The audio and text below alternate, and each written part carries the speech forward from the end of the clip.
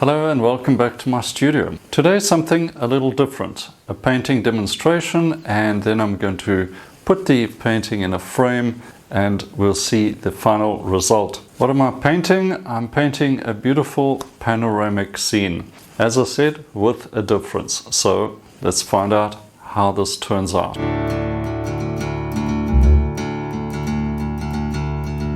It's a panoramic scene, wide format. But the difference is, it's really a very small painting.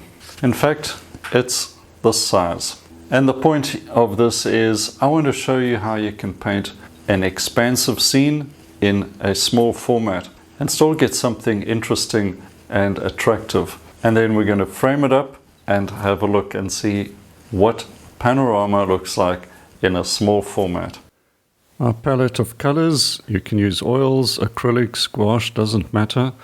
Pretty much the same warm and cool set of primary colors with burnt sienna and titanium white.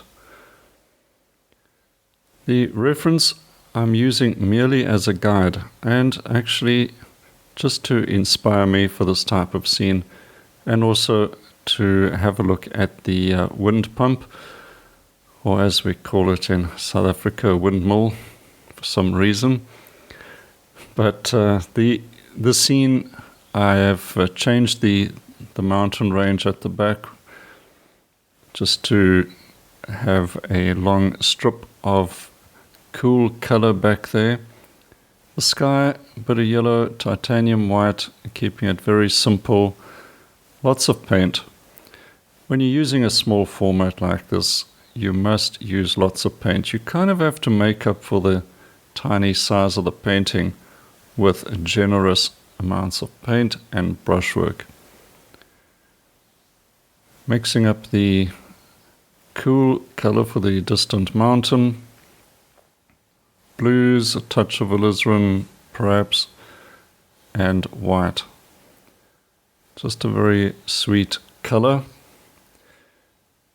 The paper that I'm painting on, it's Archer's oil painting paper. I've cut this down. It's about 8 centimeters by 22 centimeters, so a real letterbox shape. But that's also a small panorama, so that's the whole idea.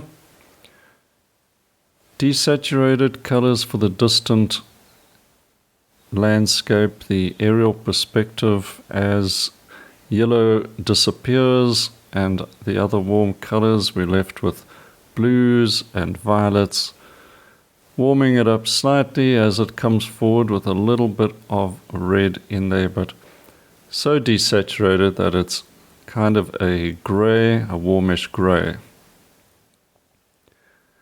Alright, I have put some of the sort of desert scrub bushes. I've got one right in the foreground as the sort of anchor in the focal area. Light is coming from right to left, so we're going to have shadows across the foreground as well, bringing in some cool color.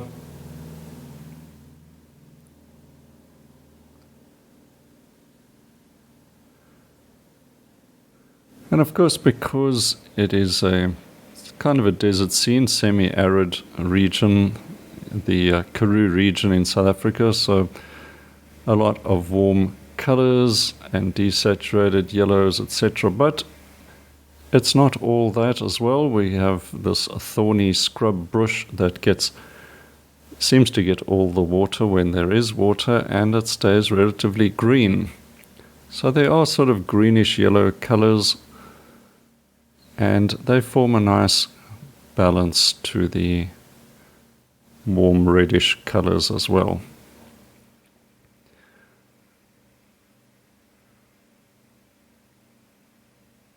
So this is really also a painting that you design.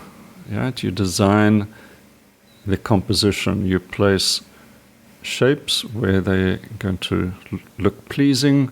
You try to balance large shape on one side with a smaller similar shape on the other side, and you want the effect of, I call it a staccato effect, as one shape bounces off another and it creates an interesting, almost a vibration.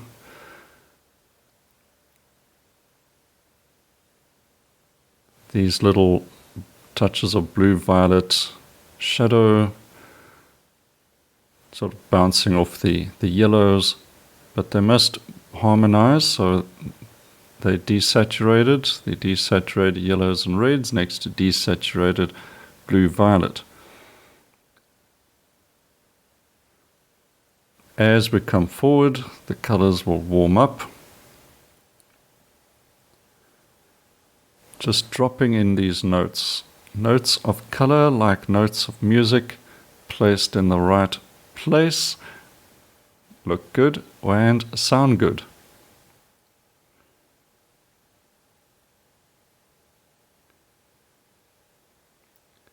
Thicker brush now, or bigger brush. It's actually a size 8 worn down long flat. I always use long flats because they wear down nicely and last a long time. A little bit of red in there to get an orangey yellow. So I mix the paint as I go on the palette, but of course you can pre-mix a lot of standard colors as you think you're going to need. And I try to use the brush almost as a shovel as well to scoop up paint. You scoop it up, you put it down, but you don't blend it away. How do you put wet over wet without mixing it all up? You do it in one stroke. Not one stroke, confident, quick, one stroke, lift the brush off. Next stroke is either overlapping it or next to it, but it is not blending into it. You're not rubbing paint on top of other paint.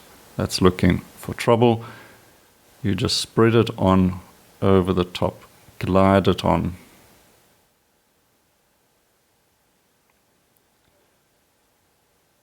In the foreground, you can have darker colors with slightly harder edges. I'm just figuring these shapes out and then filling up the gaps with some nice warm yellows. And the beauty of a small painting like this, you still get that sense of the landscape, the distance, the warmth, etc. But it's nice to complete a painting within, let's say, half an hour. And, it's very satisfying, it's fun, it's not overly demanding on you as well. If something doesn't look right, you go over it or you scrape it off and you put it on again, but you're not laboring details. You're just going for an impression. This is the fun of impressionist painting.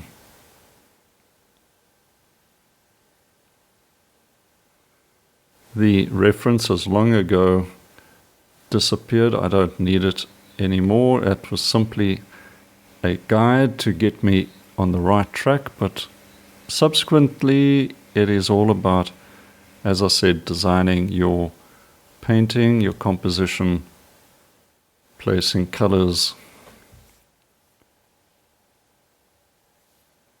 Now I've got the rigger brush out to get a few suggestions of details, and I'm putting in a line of fence posts.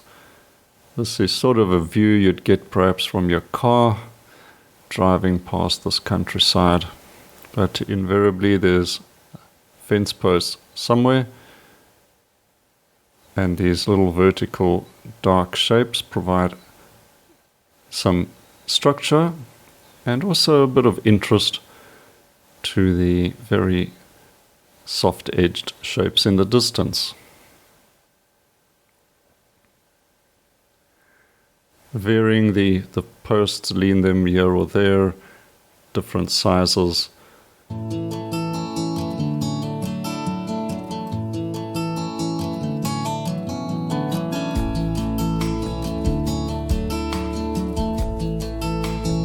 And also a few little darks here or there.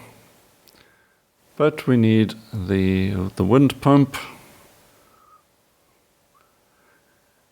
So I'm painting this with basically blue color to also try to push it into the distance, not using the black or anything quite as dark as that because it is far away. Very fiddly thing to do, and you may spend your time redoing this quite often.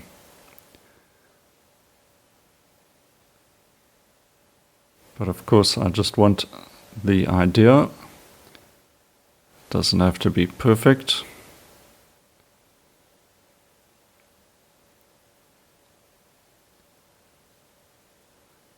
Vary some of the shapes so it looks like there's a bit of light catching one side. A few light dabs and dashes, and then I'll follow that up with a few dark dabs here or there near the foreground, and that'll be it. It's pretty much done. A lot of fun doing small paintings like this. It's really a sketch, but we're going to try and put it together so that it is an attractive painting, just to show you what can be done with a little painting like this. Well, that was a fun painting to do, and the result is this. A little painting, but a big scene. And what's the big idea behind doing this? Number one is it forces you to simplify, to get the essentials. And that's what we've done. We've got the essentials of this scene. Making it much bigger wouldn't add that much to it. Yes, you could add more detail, but in essence, it's the same thing. And you managed to complete it in that same day. I'm not going to stop here. I'm now going to put this in a frame, and I've decided that since I've painted an oil painting on paper, I've been using Archer's oil painting paper, so there's great archival quality to it. But since it's on paper, I've got two options. I can stick it onto something like an MDF panel and frame it in the usual way, or I could use a mat board and frame it behind glass. So I'm going to take the second option just because it's something different, and we'll see what the final result looks like. Okay, now I have cut a mat board and got a backing board, and put the painting in the mat board, and that's what it looks like. I think it doesn't look too bad, but we still got to get it into its frame, and then have a look at the final result. And there we have it in its chunky frame, looking quite smart.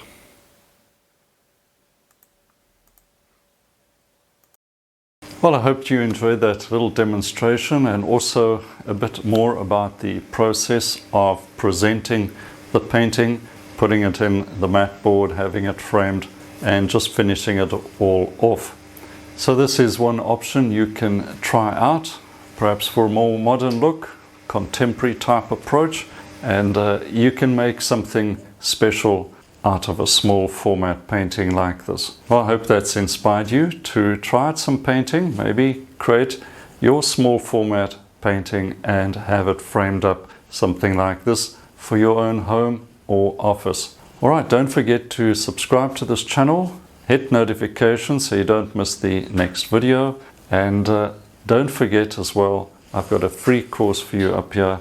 You can start that straight away. Until next time, happy painting and cheers for now.